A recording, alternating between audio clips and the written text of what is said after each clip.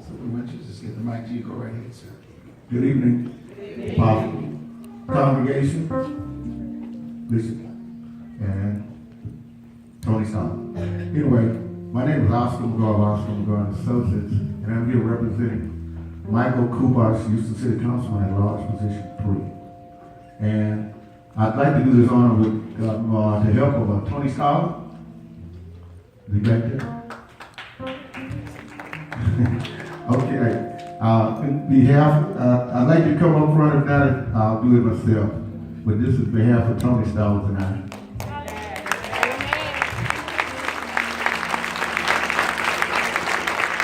And I'd like to make public, Apostle. I met him from Tony Stallings.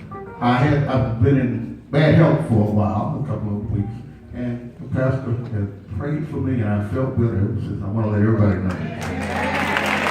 He's a real good. Anyway, move right along. I'd like to present Bishop Marvin Sapp, sir, and find out this is my fraternity brother, Kappa Alpha Psi Fraternity Incorporated. I knew it.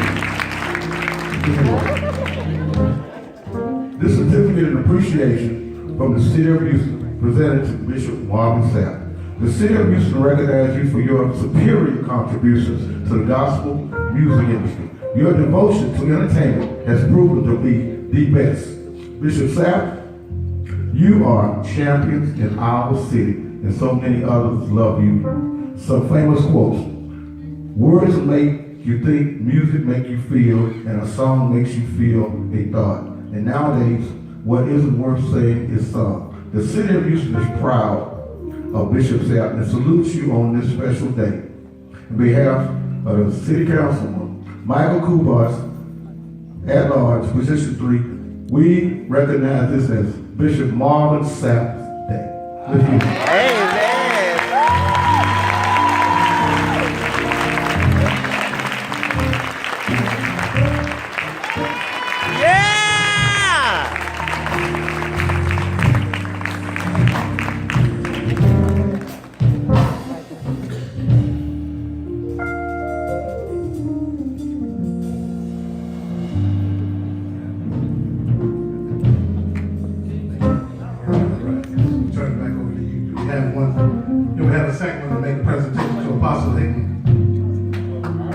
Amen. Woo!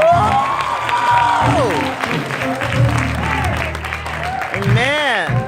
So if we can just keep everything moving, I really wanted to again greet you and welcome back to the city of Houston. This guy's been like a brother to me, as a lot of you know. But we wanted to do something, and we talked to the city, and they were very gracious in allowing us to present Apostle Hickman with this proclamation. We say all the time, it's not the size of the church, but the size of the worship that's in the man. So yes. We know that you are a man of worship, and lives are being changed, and that's what's most important, that lives are being changed. So this proclamation reads from the City of Houston on behalf of Councilperson Michael Kubash, presented to Apostle John L. Hickman, the Living Word Fellowship International Churches. It reads, in recognition for hosting Bishop Marvin Sapp at the Living Word Fellowship International Churches, a church is the hope of the world, and its future rests primarily in the hands of its leaders and its congregation. The City of Houston salutes you, Pastor and our friend, Apostle John L. Hickman. Amen. All right. Yes. All right.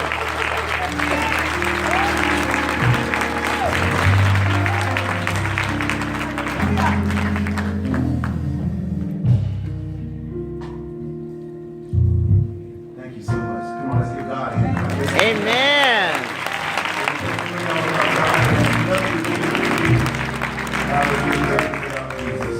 I don't want to prolong the hour. I am so excited tonight as we conclude convocation and prepare for a new year. As God, as I said earlier, I began to ask God who could come. In 2003, 2004, I was in, I think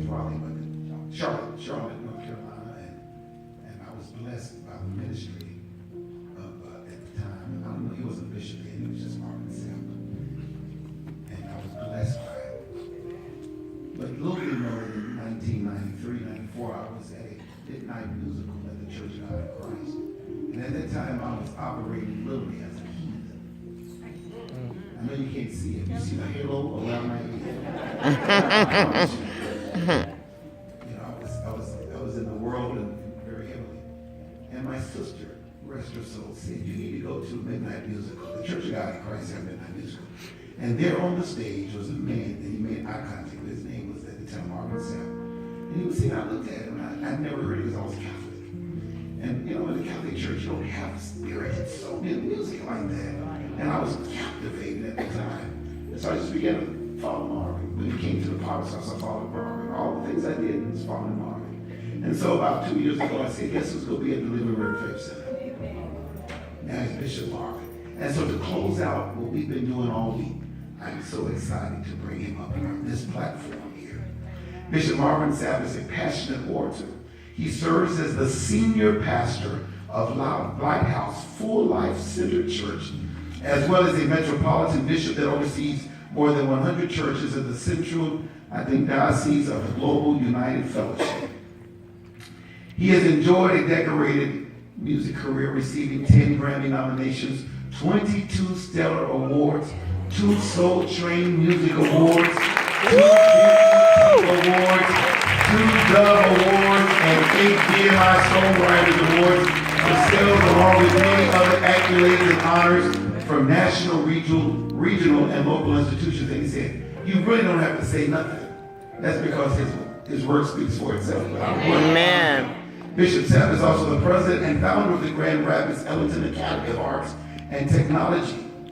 It's called great. The first performing arts and technology charter school in West Michigan, which has a pre-K school through 12th grade.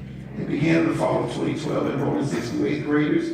Grade is now pre-K to 10th grade, consisting of 500 students, and it strives to cultivate academic excellence in children by inspiring their minds and imagination through the arts. I can tell you all the songs. I can stand here. We all mourned when his wife passed. As you know, his daughter was in a severe wreck about 2 weeks ago, came out without a scratch. So Amen. To God be the glory. Amen. He is a wonderful spiritual father. He is a wonderful father. And I am not going to belong it. I believe there's something that he wants to say to this congregation. And he wants to do. And I'm excited to bring him up. Will you stand on your feet all over the building? Everybody. We're in a posture to receive. We're ready to go. I'm excited for what God's going to do. Will you welcome to this platform behind this podium none other than Bishop Marvin Sapp. Come on. Amen.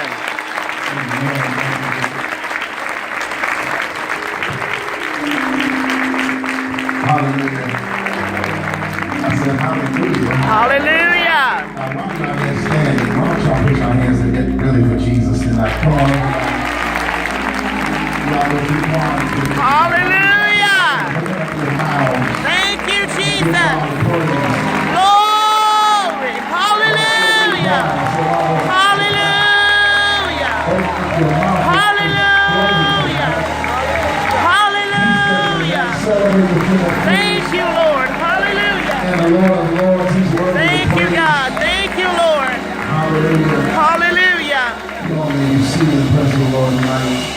This is the day that He's made. We've come to rejoice and be glad that I was absolutely ecstatic, excited when they sent it to me.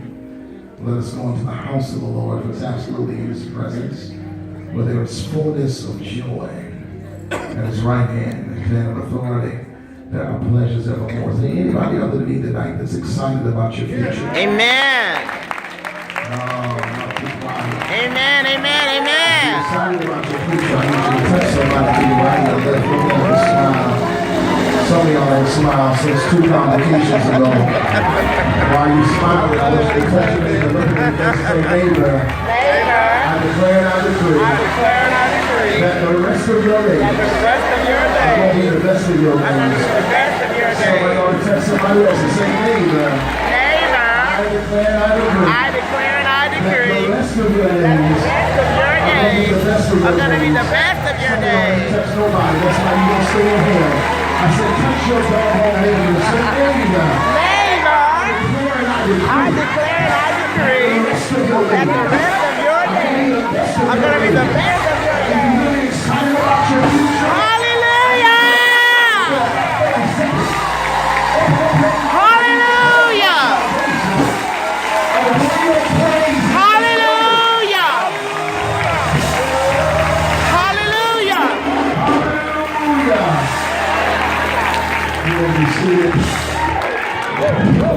Thank you, God.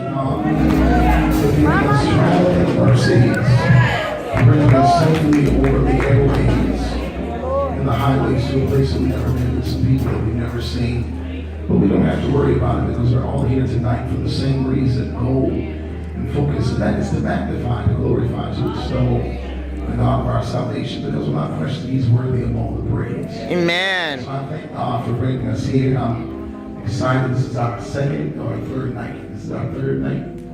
Our third night of travel. And Wow. then I go be dad tomorrow. I go be daddy tomorrow. My daughter, I have two girls. One at home is one got an accident. She's excited because she got a new car.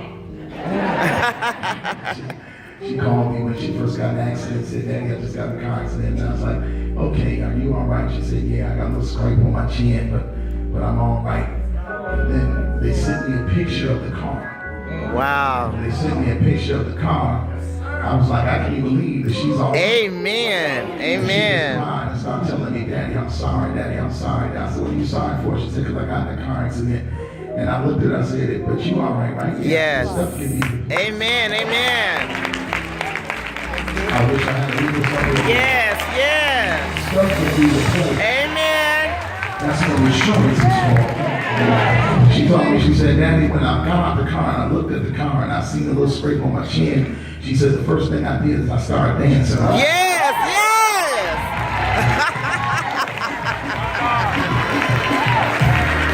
She said, I got the dancing right outside the car. Mom says if you train them up in the way they should go, Yes. when they old, they won't depart. It won't.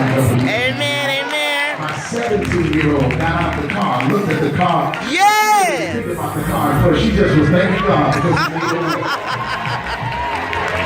Yes. That's how some of y'all got it in. Amen. She wasn't stressed out about the accident. She was thanking God because in the accident, she was still safe. Yes. At Yes. some point, you got to get to a place in your walk with God that you stop worrying about what happened and thank God that you didn't. Yes. Yes. Say that. Just touch somebody and tell them, say, I made it through the worst. I made it through the So word. the best is yet to come. Now the best is Some yet of to y'all still come. need me. I wish you walk your neighbor and tell them, so you can't sit on this floor and be quiet. Just tell them, I made it through the worst. I made it through the word. The best is yet to The come. best is yet to come. The devil is a liar. Yes. Hallelujah. Thank you, Jesus.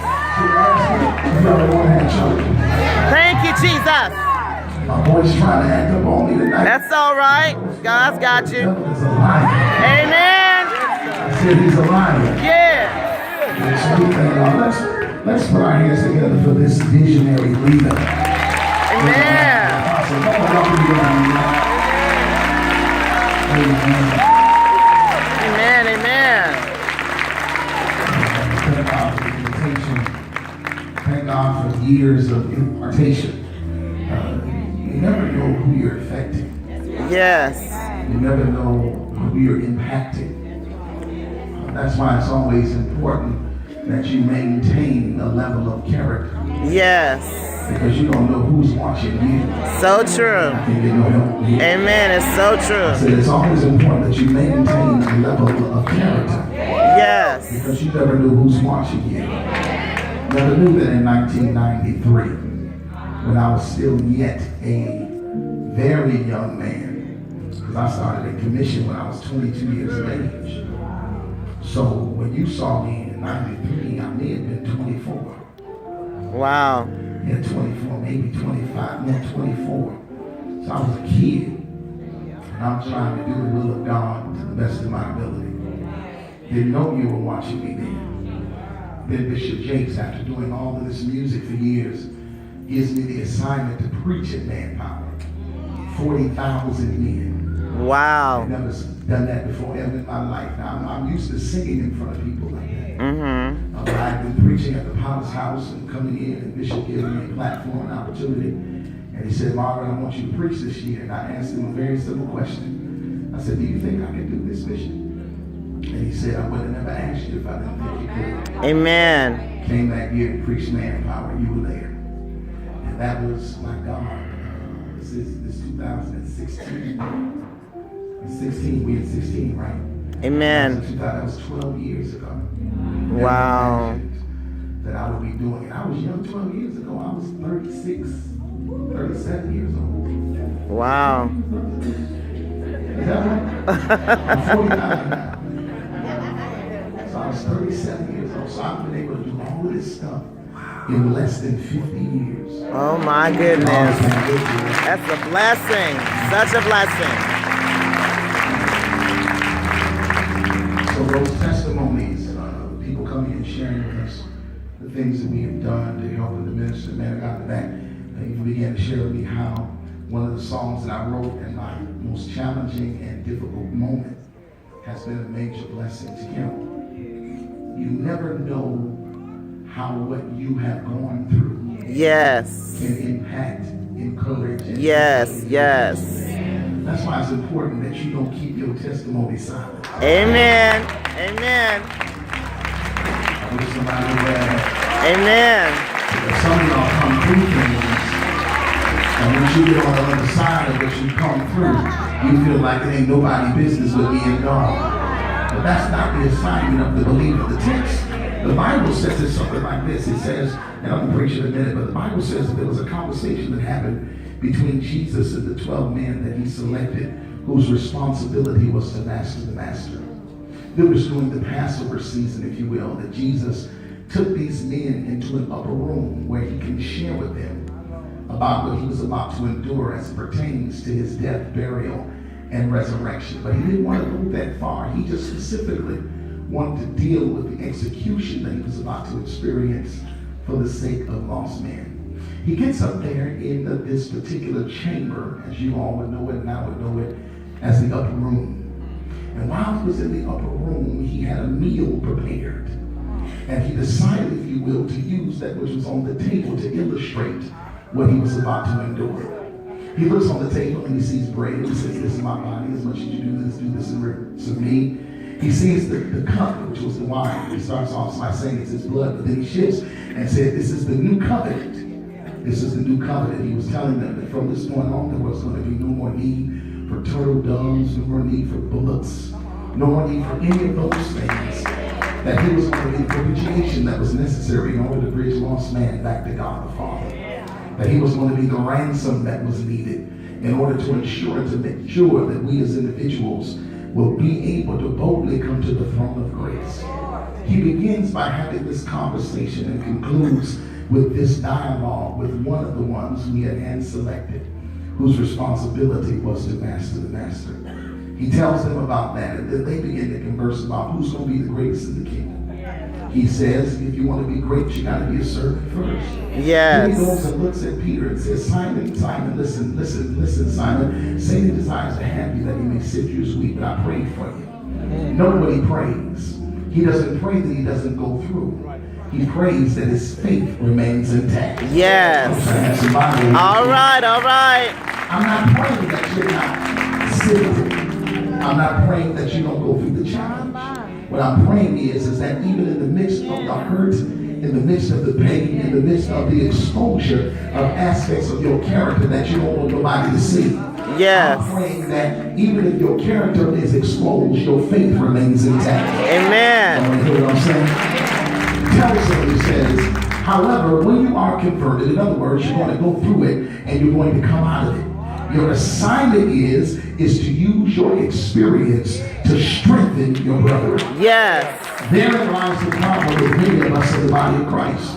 The reason why the church isn't as powerful as it should be, because we're so busy trying to conceal what we've done. Yes. Which is the whole purpose and premise of the test. Yes. The test is not for concealment.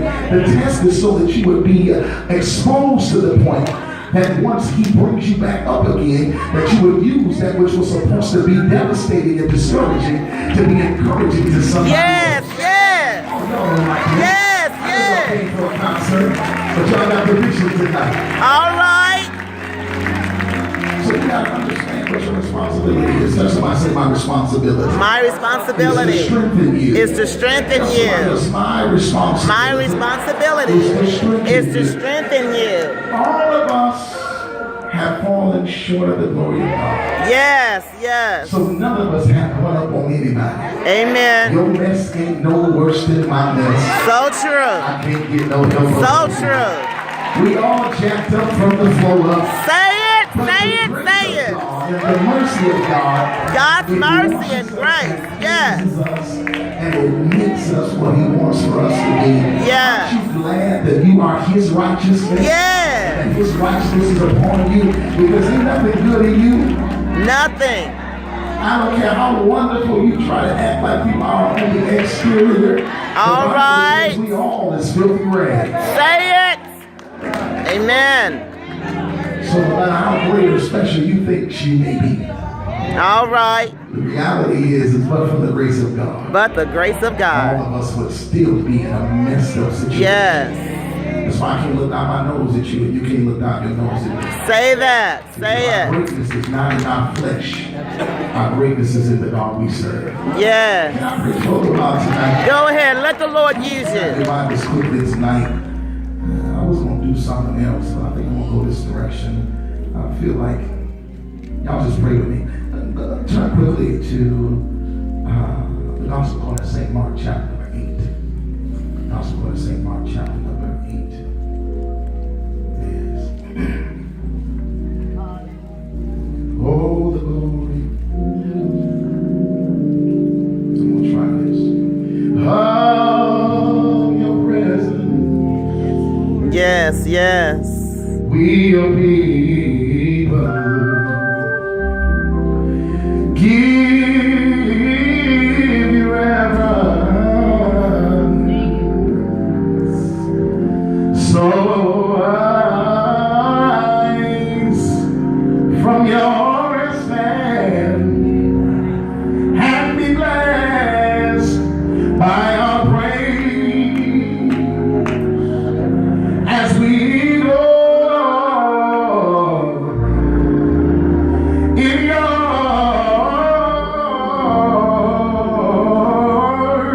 embrace. Yes, yes. Sing, Bishop. Has your presence now fills this place. Father, we thank you tonight. We give you glory. Now, God, we pray that you walk up and down each and every aisle, that you lead each and every pew, that you would sit on each and every person. Do not allow them to leave here the same way they came into these doors, but indeed allow there to be a metamorphosis that takes place. Throw your weight around, execute your will and your authority. Cause that which is being said to be life, to be strength, to build, Lord God, and not to tear down. I pray now that you anoint me indeed afresh to me, the anointing that causes teaching and preaching to be easy, where yokes will not be broken, because indeed broken things can be fixed. But yokes will be destroyed under the weight of your glory.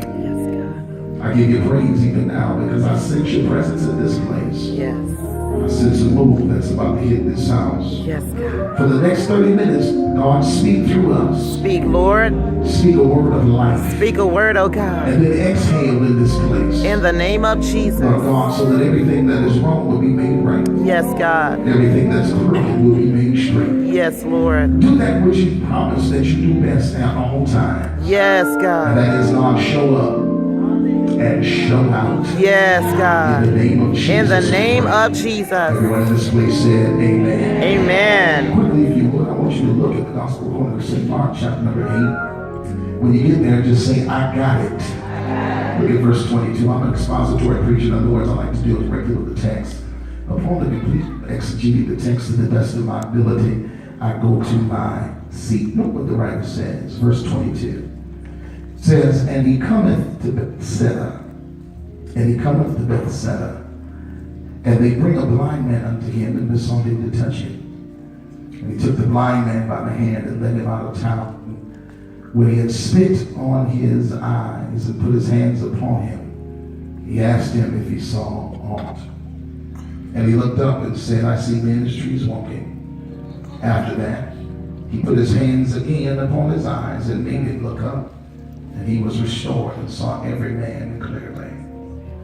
And he sent him away to his house, saying, neither go into the town, nor tell it to any in the town. May the Lord add a blessing to the reading of his word. Here's the doors that I'll be blessed.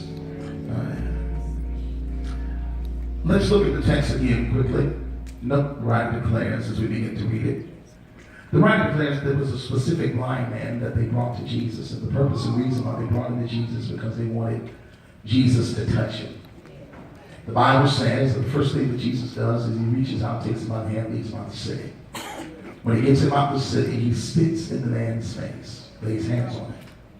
After laying hands on him, he asks the man a very simple question. He asks the man, what do you see? The man responds after looking up, that I see men as trees walking. But then the Bible says that he lays hands on him again, and he saw every man clearly. Y'all missed it one more time. There was this blind cat that they brought to Jesus, and the reason why they brought this blind man to Jesus is because they wanted Jesus to touch him. The Bible says that Jesus reaches out, takes him by the hand, leads him out the city. When he gets him out the city, he spits in the man's face.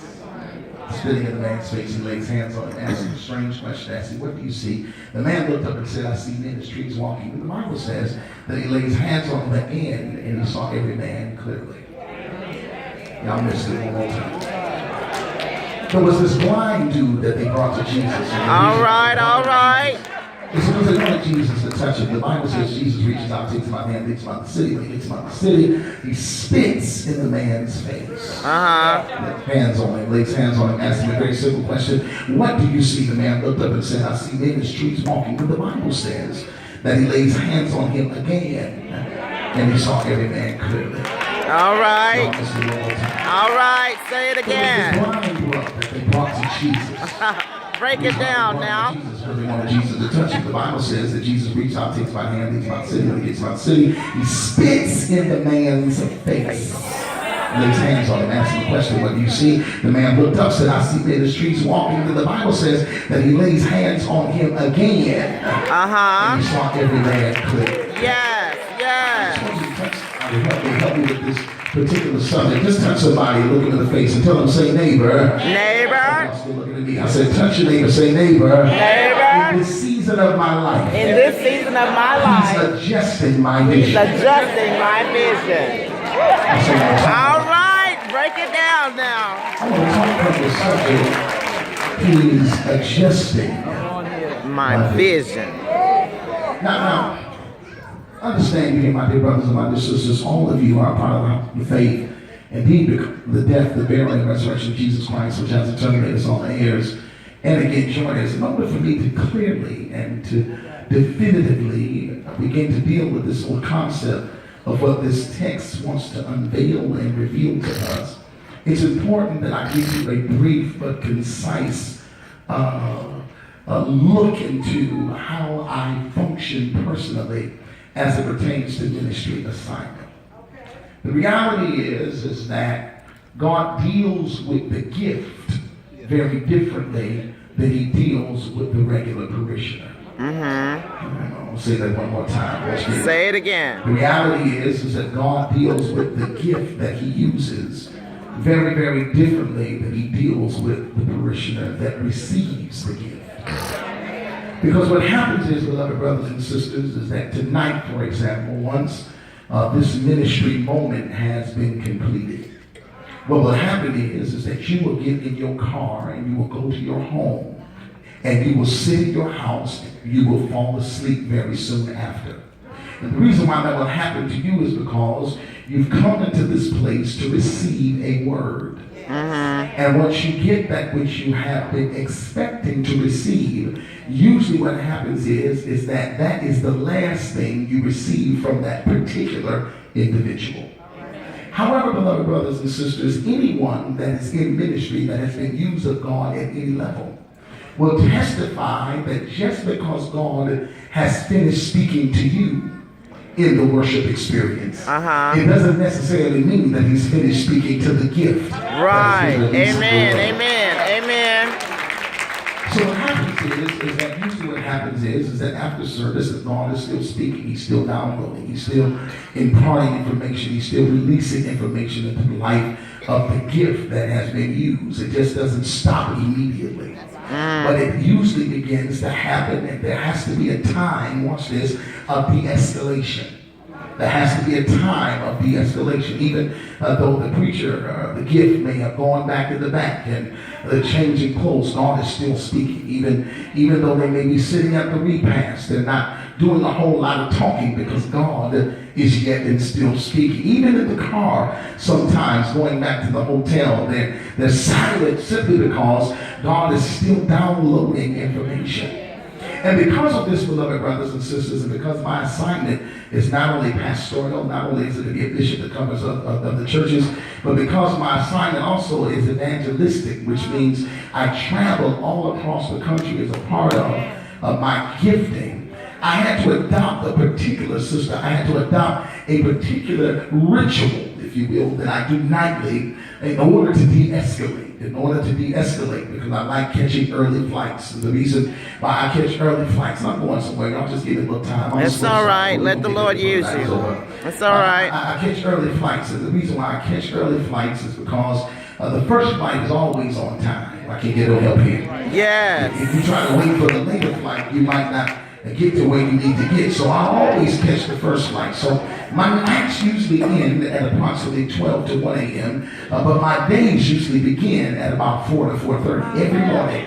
I'm up between 4 and 4:30, going from one airport to the next airport, from one destination to the next destination. So with that being said, I had to adopt a particular ritual, and I do it every night. I've been doing it now for 28 years of traveling. I've been doing it for 28 years. And what will happen tonight, beloved brothers and sisters, is once service has completed, I'll go back and fellowship for a little while. I'll go get in the car. I'll get to the hotel. The first thing I'll do is I'll take my clothes off and I'll jump in the shower. When I get through jumping in the shower, I get out the shower, I'll dry off, I'll put on my pajamas, and then I'll grab the remote control, catch this, and I will aim it at the television, and I will do something that most women hate that men do.